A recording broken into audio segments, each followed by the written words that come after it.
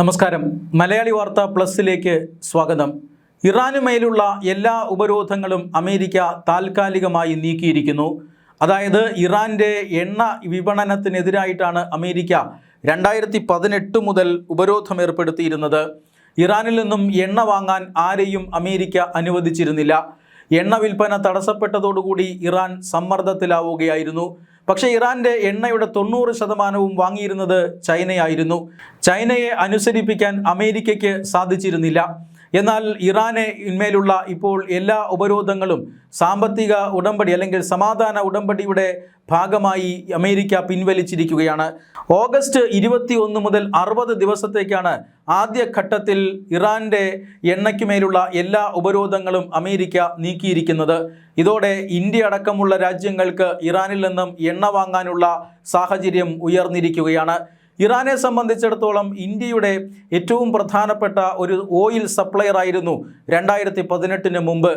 ആകർഷകമായ വിലക്കുറവ്, അതുപോലെ തന്നെ ട്രാൻസ്പോർട്ടേഷൻ ചാർജ്, അതോടൊപ്പം വളരെ ആകർഷകമായ ക്രെഡിറ്റ് പാക്കേജുകൾ, ഇതെല്ലാം ഇറാനിൽ നിന്നും എണ്ണ വാങ്ങുന്നതിന് ഇന്ത്യൻ കമ്പനികളെ പ്രേരിപ്പിച്ചിരുന്നു. അത്രമാത്രം ഓഫറുകളാണ് ഇറാൻ ഇന്ത്യക്ക് നൽകിയിരുന്നത്. അതുകൊണ്ട് തന്നെ ഇന്ത്യൻ എണ്ണ ഇറക്കുമതിയുടെ ഏറ്റവും പ്രധാനപ്പെട്ട ഒരു സോഴ്സായിരുന്നു. എന്നാൽ 2018 നിലവിൽ വന്ന ഉപരോധത്തിന് ശേഷം ഇന്ത്യക്ക് ഇറാനിൽ നിന്നും എണ്ണ വാങ്ങാൻ കഴിയാത്ത ഒരു സാഹചര്യത്തിലേക്ക് എത്തി. അപ്പോഴാണ് റഷ്യൻ എണ്ണ ഇന്ത്യയുടെ ഏറ്റവും പ്രധാനപ്പെട്ട ഒരു സോഴ്സായി മാറിയത്. റഷ്യയും യുക്രൈനും തമ്മിൽ സംഘർഷം ഉടലെടുത്തതോടുകൂടി റഷ്യയുടെ എണ്ണ ഇന്ത്യ വാങ്ങുകയായിരുന്നു. റഷ്യ വളരെ കുറഞ്ഞ വിലയ്ക്ക് ഇന്ത്യക്ക് എണ്ണ നൽകാമെന്ന് സമ്മതിക്കുകയായിരുന്നു. അങ്ങനെ ഇന്ത്യയുടെ എണ്ണ ഇറക്കുമതിയുടെ ഏതാണ്ട് 1/3 ഇപ്പോൾ നടക്കുന്നത് റഷ്യയിൽ നിന്നാണ്. അതുകൂടാതെ ഗൾഫ് രാജ്യങ്ങളിൽ നിന്നും ആഫ്രിക്കൻ രാജ്യങ്ങളിൽ നിന്നുമെല്ലാം ഇന്ത്യ പെട്രോളിയം ഉൽപ്പന്നങ്ങൾ വാങ്ങുന്നുണ്ട്. അതിൽ ഒരു രാജ്യമായിരുന്നു ഇറാൻ. ആ രാജ്യത്തിൻ്റെ ഭാഗത്തു നിന്നും ഉപരോധത്തിൻ്റെ ഫലമായി 2018 മുതൽ ഇന്ത്യക്ക് എണ്ണ വാങ്ങാൻ സാധിച്ചിരുന്നില്ല. ആ വാങ്ങലാണ് ഇപ്പോൾ സാധ്യമായിരിക്കുന്നത്. ഇറാനിൽ നിന്നും ക്രൂഡ് ഓയിലും പെട്രോളിയം ഉൽപ്പന്നങ്ങളും പെട്രോ കെമിക്കൽ ഉൽപ്പന്നങ്ങളുമെല്ലാം 2018 ഉപരോധത്തിന് മുമ്പ് വാങ്ങിയിരുന്നത് പോലെ ഇന്ത്യ വാങ്ങുമെന്നാണ്, ഇറാനിൽ നിന്ന് വാങ്ങുമെന്നാണ് സൂചന. പുതിയ സാഹചര്യത്തിൽ ഇന്ത്യക്ക് ഏതെങ്കിലും തരത്തിലുള്ള ഇളവുകൾ ഇറാൻ പ്രഖ്യാപിക്കുമോ എന്നറിയില്ല. പക്ഷേ അങ്ങനെ പ്രഖ്യാപിച്ചില്ല എങ്കിൽ പോലും ഇറാൻ്റെ എണ്ണ ലോകവിപണിയിൽ എത്തുന്നതോടുകൂടി ക്രൂഡ് ഓയിലിനും അതുപോലെ തന്നെ പ്രകൃതിവാതകത്തിനുമെല്ലാം വില കുറയുമെന്നാണ് സൂചന. നേരത്തെ ഏതാനും ആഴ്ചകൾക്ക് മുമ്പ് അമേരിക്കൻ പ്രസിഡന്റ് ഡൊണാൾഡ് ട്രംപും ഇത് പ്രവചിച്ചിരുന്നതാണ്. വരും ദിവസങ്ങളിൽ ലോകവിപണിയിലേക്ക് കൂടുതൽ എണ്ണ എത്തുമെന്നും എണ്ണയുടെ വില ഇടിയുമെന്നും അത് ലോകരാജ്യങ്ങൾക്ക് വലിയ ആശ്വാസമാകുമെന്നും അമേരിക്ക പ്രഖ്യാപിച്ചിരുന്നു.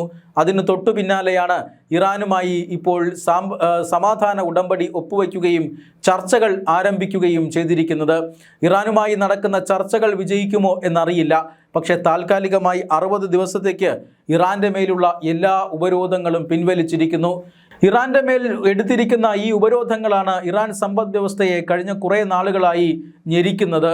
ഇറാൻ്റെ എണ്ണ പുറത്തേക്ക് നൽകാൻ അമേരിക്കയോ യൂറോപ്പോ അനുവദിച്ചിരുന്നില്ല.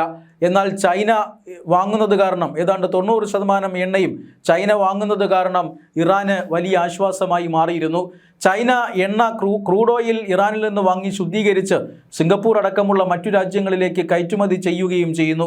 ഇറാൻ്റെ ഏറ്റവും പ്രധാനപ്പെട്ട വരുമാന മാർഗമായി അത് മാറിയിരുന്നു. എന്നാൽ കഴിഞ്ഞ കുറേ ആഴ്ചകൾക്ക് മുമ്പ് ഹോർമൂസ് കടലിടുക്കിൽ ഉപരോധം നിലവിൽ വന്നതോടെ, അമേരിക്കൻ ഉപരോധം നിലവിൽ വന്നതോടുകൂടി ഇറാന് എണ്ണ വിൽക്കാൻ കഴിയാത്ത സാഹചര്യമുണ്ടായിരുന്നു.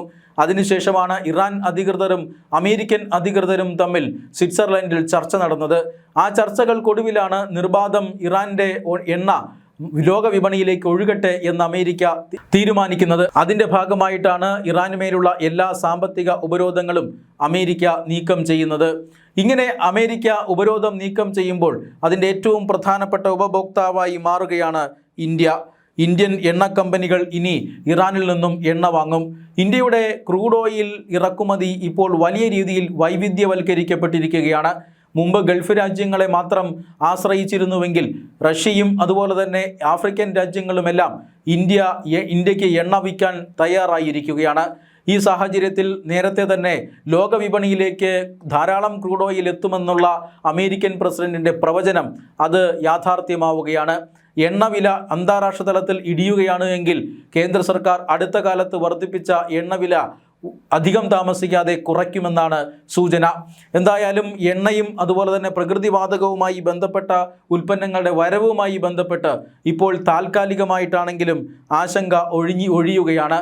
ഈ ഒരു ആശങ്ക പൂർണ്ണമായും ഇല്ലാതാകാനായി പശ്ചിമേഷ്യയിൽ സംഘർഷ സാധ്യത അവസാനിക്കണം.